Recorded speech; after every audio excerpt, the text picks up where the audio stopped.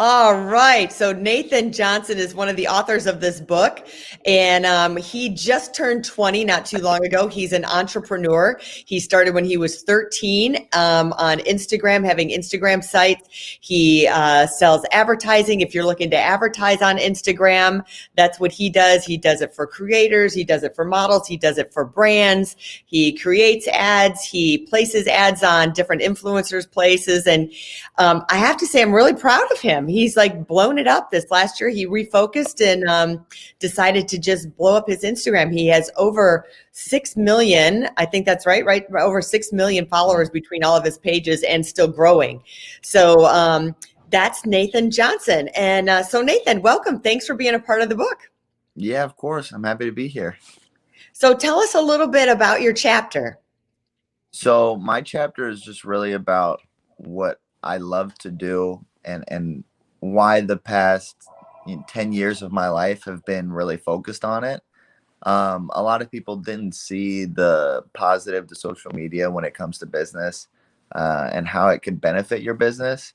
But since I was 13, I had been focusing on it and trying to tell people that it was going to be the new big thing and that everybody needs to be there. So now that social media is this big thing that I predicted it to be, it's important for people to understand how to use it and how to leverage it for their business. Because now, if you're not leveraging social media, then you're doing something wrong. That's so true. So Yeah. give us some nuggets from your chapter. What's like one or two nuggets you can give us that you put in your chapter? So the biggest thing that I talked about in the chapter is kind of your brand image on your social media. So as weird as it may sound, there are dentists and doctors that are on social media now. So I've talked to people about this and personally have worked with some dentists and doctors on social media. And in our discussions, they revealed to me that oftentimes people will only go to them and go see them because they have followers or because they're verified on Instagram. So dentists on average, they make thousands of dollars per, and same thing with orthodontists, is if they're a reoccurring, customer or patient that always comes in, we've been seeing the same dentist for our entire lives. So there are thousands of dollars made on each of their recurring patients. And they say that the value of each patient could be anywhere between $100 if they only come in once, or $1,000 if they keep coming in. And their number one customer acquisition is through social media and through the fact that they have followers and they have a blue verified check mark, which I also touch on in my chapter on how important being verified is.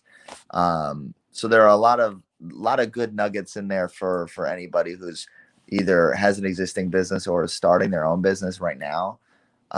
But the greatest nugget out of that is just you need to brand yourself as an established business. Even if you are not yet, you kind of have to fake it till you make it. And that's the biggest thing that I've preached my entire life is you just fake it till you make it, because then once you're there, then you don't have to. Yeah, there's somebody just commented, I think of social media as being more honest than Yelp. And that's a very true assumption that is now becoming a reality for a lot of people, that instead of going to Yelp, you're just going to like a restaurant's Instagram page, or you're going to, Elite Online Publishing Instagram page. So let me ask you, I mean, you started when you were 13 and you pressured your mother, who is me, into getting you doing a major investment for a 13-year-old into Instagram. I think we spent $5,000. I think I must have been out of my mind, but I did it because I believed in you. So tell us, if you could tell, like, you kind of got away from it a little bit at 14, 15 years old. So if you could tell your younger self something, what would you tell yourself? Like when you were 15? Yeah, I would tell younger me to not let other people discourage you. That's what I would tell younger me. The biggest issue that I came into was bullying and just kind of being looked down on in high school, because back when I was doing social media, it wasn't cool. Now every kid wants to be a TikToker. Every kid wants to be Yeah. a YouTuber. Back then, when I was in high school, freshman year, it was still, you want to be an athlete, or you want to be the comedian, right? Um, I just wanted to be a social media comedian at the time. Now, not so much, but um, people didn't see eye to eye with me and my opinions.